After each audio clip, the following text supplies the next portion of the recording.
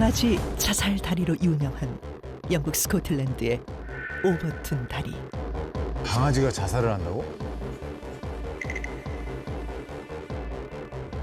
다리 위에서 벌어진 충격적인 사건. 수백 마리의 강아지들이 뛰어내렸다. 수백 마리가요? 어머. 어느 날부터인가 강아지들은 오버튼 다리의 3분의 2 지점에서 멈추어 섰고 갑자기 15m나 되는 다리 아래로 뛰어내리기 시작했다. 왜 그래? 이렇게 다리 아래로 몸을 내던진 강아지는 무려 600마리.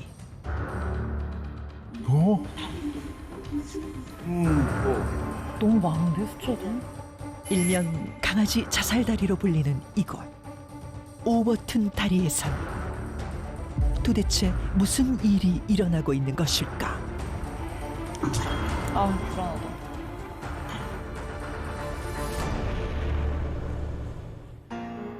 영국 스코틀랜드 덤버턴주 밀튼 마을에 위치한 오버턴 다리는 1895년 세워진 것으로 높이 15m, 두께 45cm의 단단한 화강암으로 지어져 있다. 밀튼 마을과 오버튼 하우스를 연결해주는 이 다리는 오랜 세월 이 지역의 명소이자 마을 사람들이 즐겨 다니는 산책 코스였는데 2005년 이 마을에 사는 여성 도나 쿠퍼 역시 자신의 반려견 벤과 함께 오버턴 다리 위로 산책을 나섰다. 그런데 다리의 3분의 2 지점을 건넜을 무렵 갑자기 멈춰선 벤이 허공을 향해 맹렬히 짖기 시작했다. 귀신 보면 짖는다고 하잖아. 맞아요.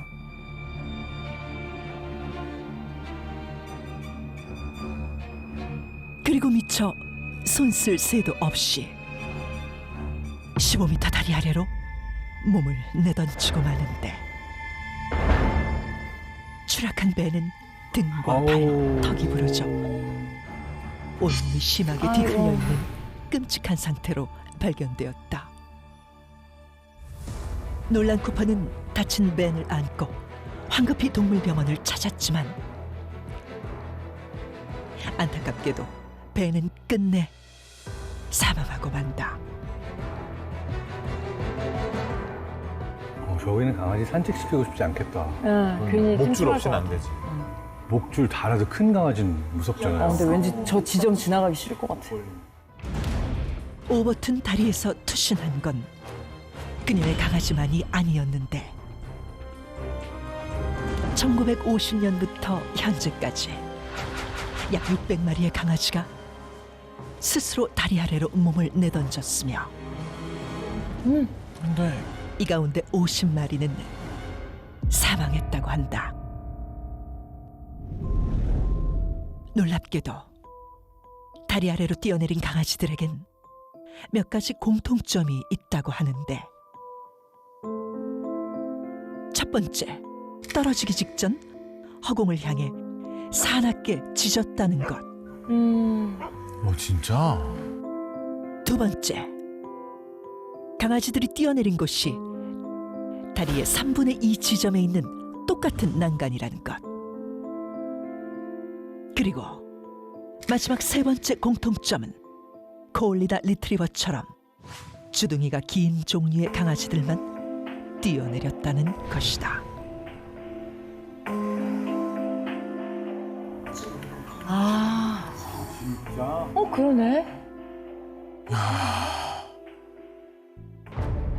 다양한 분야의 전문가들은 왜 이런 사건이 일어나는지 수많은 연구를 거듭했지만 아직까지도 오버튼 다리에서 강아지가 뛰어내리는 정확한 원인은 밝혀지지 않았고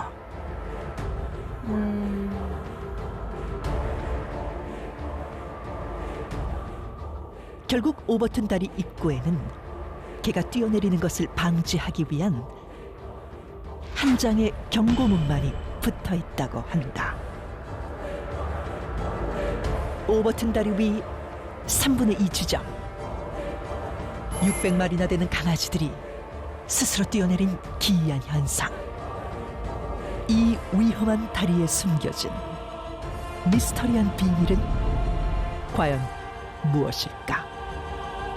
자, 때는 1908년 오버툰 다리에서 한 남자가 자신의 아기를 오버툰 다리 아래로 집어 던지고 자살한 사건이 발생했어요.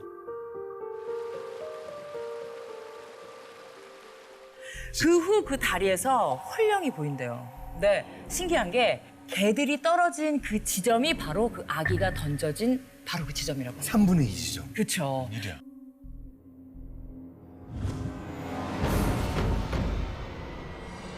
귀신이 개들을 떨어지게 만든 게 아닐까 의심을 하게 되는데 왜 개들이 허공을 보고 짖으면 귀신을 본다라는 얘기가 있잖아요. 맞아요. 근데 소름 돋게도 이 오버툰 다리의 강아지들도 허공을 보고 짖다가 떨어졌다고 하니까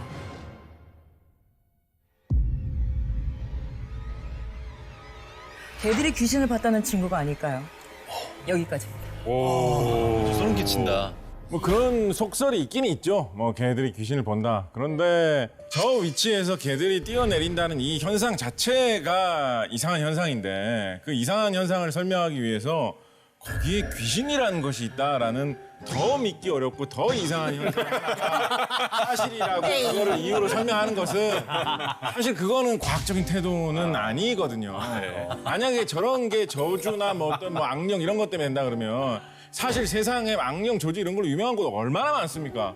그런 데서 뭐 다 그러면 뭐 개들이 뛰어내리고 뭐 좀. 안 놀라시네. 그런 일이 없잖아요. 네.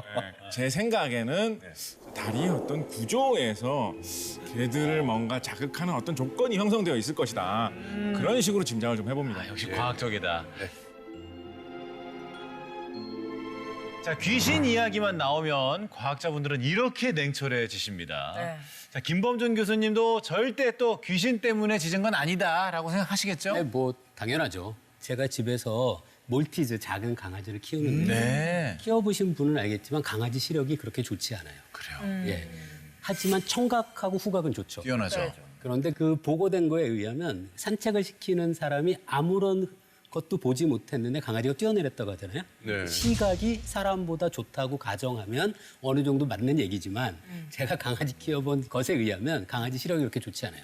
그래서 혼령을 보고 뛰어내렸을 가능성은 없어요. 근데 청각은 굉장히 좋습니다.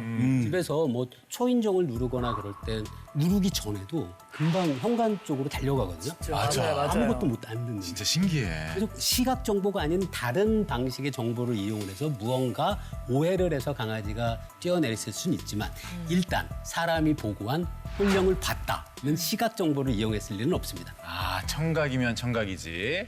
자, 그렇다면 저주인지 아닌지를 따지기보다 동물도 스스로 죽음을 선택할 수 있는지 이거부터 좀 이야기해봐야 될 것 같아요. 강아지 자살다리라는 이름이 붙은 것처럼 강아지가 정말 자살을 할 수가 있을까요? 과학자 입장에선 또 어떤 생각이신지. 사실 이게 굉장히 과학에서도 많이 논의됐었거든요. 근데 일반적으로 자살에 대해서 사람들이 생각하고 있는 게 동물은 자살 안 하는데 사람만 자살한다라고 이야기하는 게 있어요.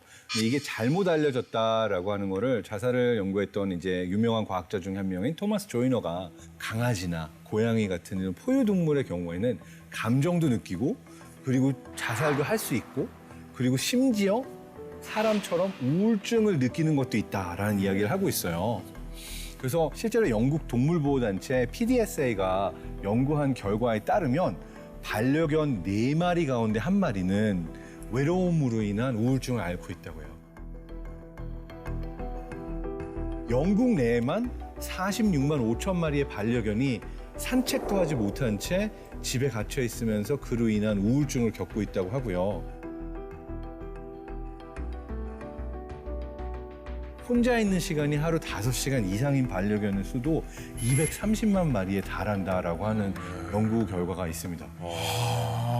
그럼 그 강아지의 우울증과 자살이 연관관계가 있다는 말씀이신가요? 그러니까 이제 자살이라는 것이 좀 어려운 이유가요. 사실 내가 어떤 행동을 하면 죽는다라는 걸 인지를 해야지만 그 행동을 의도적으로 했다라고 했을 때 우리가 자살로 인정을 하는 거잖아요. 네. 근데 이제 동물의 경우가 또는 강아지가 내가 어떤 행동을 했을 때 내 의지로 스스로 이게 죽음에 이른다라고 하는 행동을 했다라는 걸 증명하기가 어려운 거예요. 말을 하기 어려우니까. 그러네. 근데 분명히 그러한 행동을 좀 우리가 유추해 볼 수 있는 행동 중에 하나는 식음 전폐를 할 때. 그러니까 먹지도 않고 마시지도 않으면 죽을 수밖에 없다는 거는 사실 생명체들이 다 느낄 텐데 굉장히 우울하고 이 무기력증이 유발된 아이들의 경우에는 다른 개체들하고 어울리려고 하지도 않고 그냥 구석에만 쭈그리고 앉아가지고 식음을 전폐하면서 먹지도 마시지도 않아서 죽음에 이르는 케이스들은 있다는 걸로 봐서 사실 이제 우울증이 죽음에까지 이를 수도 있다라고 이야기를 하게 되면 동물도 사실은 자살에 이르는 행동을 스스로 할 수 있다 그리고 한다라고 볼 수가 있겠죠. 아, 가능하다. 저는 장동건 박사님하고 다른 의견인데요. 장동건 박사님 후반에 했던 이야기 중에 상당히 중요한 말씀을 하셨는데요. 자살이라고 하는 것은 인간이 하는 행위 중에 정말 독특한 행위거든요. 말씀하신 것처럼 자살은 죽고자 하는 충동이 먼저 있어야만 우리는 그 행위를 자살이라고 부를 수 있어요. 말씀하신 것처럼 강아지가 정말 어떤 행동을 해서 죽음에 이를 수는 있지만 그 행동의 결과가 죽음이라는 것을 알고 강아지가 의도적으로 그 행동을 택했는지 그거는 사실 우리가 답할 수 없죠. 우리나라에도 뭐 약간 전설 같은 이야기입니다만 오수의 개 뭐 이런 식으로 해가지고 맞아요. 불이 났는데 주인을 구하기 위해서 자기 목숨을 바쳤다 이런 이야기들이 있잖아요. 그런 거 생각을 해볼 수는 있을 텐데 지금 이 다리 같은 경우에는 한두 마리가 아니라 지금 600마리가 그런 습성을 보였기 때문에 거기서 추가로 뭔가 더 있기는 있을 것 같아요. 자, 600마리나 되는 강아지들이 자살했다. 이 점이 또 정말 미스터리한데. 자, 김범용 교수님은요. 자살이 아니라면 강아지가 오버툰 다리에서 뛰어내린 이유가 뭐라고 생각하십니까? 강아지가 스스로 뛰어내린 이유는 착시 현상 때문입니다. 착시 현상. 착시 현상. 이 강아지가 이 다리에서 뛰어내린 지점을 유심히 보셨나요? 거기가 3분의 2 지점이라고 되어 있는데요. 네. 여기 보시면 이렇게 U자형의 맞아요. 맞아요. 튀어나온 부분. 네. 그렇죠. 고기를 강아지가 그렇게 키가 크지가 않잖아요. 그러면 이 난간보다 눈높이가 비슷하거나 약간 아래에 있는 강아지의 입장에서는 이게 이 너머가 15m 아래로 떨어지는 곳인지 아니면 여기가 평지인지를 알 수가 없어요. 그렇지. 그렇게 생각하면 일단 난간을 넘을 정도의 근력은 있는 그런 강아지들이라면 얼마든지 착각을 하고 뛰어내릴 수도 있었을 거예요.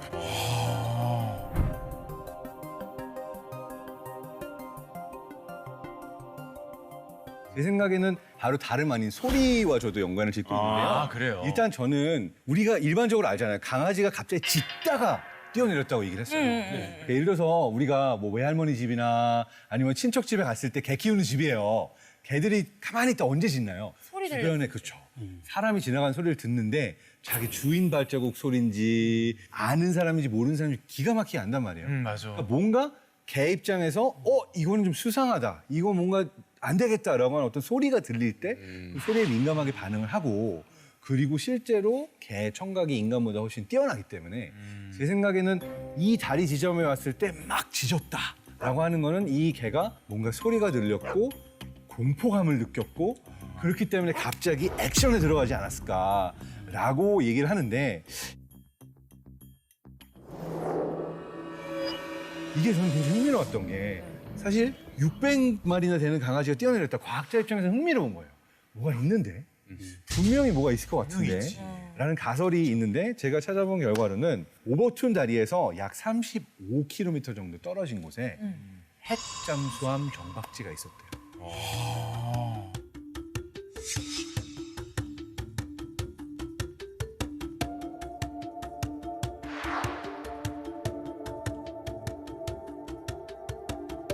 그리고 그곳에서는 50에서 120데시벨 정도 되는 소음이 발생하는데 소리의 근원지 바로 옆에서 그런 소음이 발생한다 그럼 굉장히 높은 소음이거든요.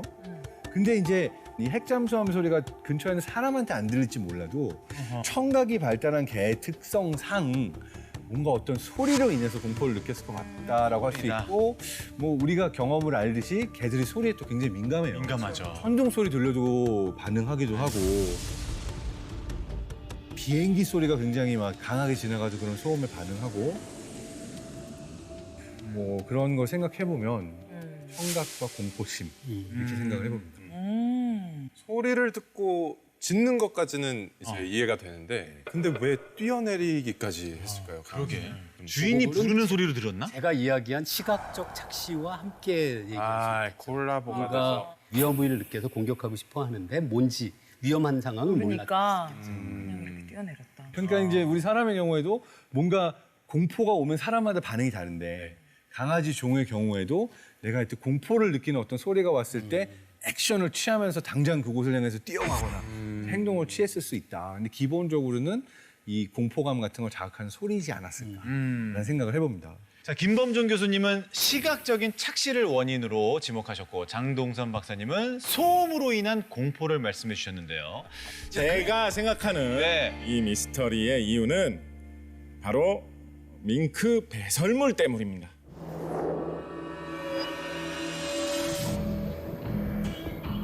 밍크 배설. 갑자기요? 밍크가 어디서 나왔죠? 우리 시각했고 청각했죠. 하나 남았습니다. 후각 하나 남았습니다. 화학이지. 자, 들어보세요. 화학이지. 후각. 예. 코에 어떤 화학 물질이 들어와서 코 안에서 화학 반응을 일으키느냐, 그게 화학적 자극이거든요. 네. 여러분, 개 물론 귀 좋죠, 그죠? 네. 그렇지만 소리 잘 듣는 사람들 보고 너 개귀네 이런 말 합니까?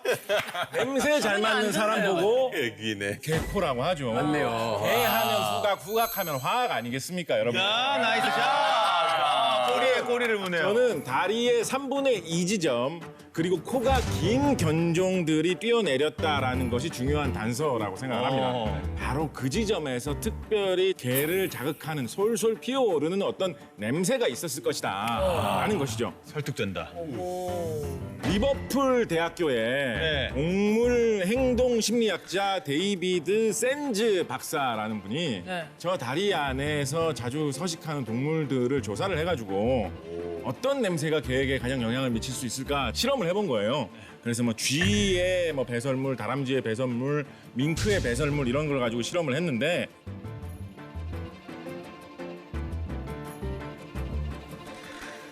밍크 배설물에 가장 강하게 반응을 했다라고 합니다. 저 처음에 이거 듣자마자 그 생각했어요. 여기에 뭔가 냄새가 있을 것이다. 네. 냄새가 나는 느낌이다. 냄새가 난다. 냄새가 난다. 그래서 뭐가 됐든지 간에 동물이건 식물이건 분명히 개를 자극하는 어떤 냄새가 있을 거라고 생각을 했어요. 그리고 이 지금 딴 학자분께서 연구하신 걸 보면 그 지역에 사는 동물 중에서는 밍크가 답인 것 같다라는 쪽으로 생각한다는 것에 저는 강하게 이끌리고 있습니다. 아 근데 밍크 배설물이 어떤 성분이 있길래 그렇게 다들 강아지들이 냄새를 맡고 뛰어내린 걸까요? 밍크 같은 경우에는 영역 표시를 위해서 배변을 하는 그런 습성이 있다라고 해요. 뭐 그런 동물들 많이 있지 않습니까? 근데 특히 밍크는 악취가 나는 액체를 내뿜는데 그 냄새가 뭐 독한 것들은 뭐 스컹크보다도 더 독하다 뭐 이런 얘기가 있더라고요. 그래서 아마도 그 밍크의 독특한 그 채취 항문샘에서 나오는 그 분비물 그것이 바로 그 다리의 그쪽 지역에 어떻게든지 많이 묻어 있는 상황. 밍크들이 유독 영역 다툼을 많이 하는 지역. 그쪽에 걸쳐 있어서 그 냄새가 피어오르기 때문에 개들이 반응하는 것은 아닐까 생각합니다.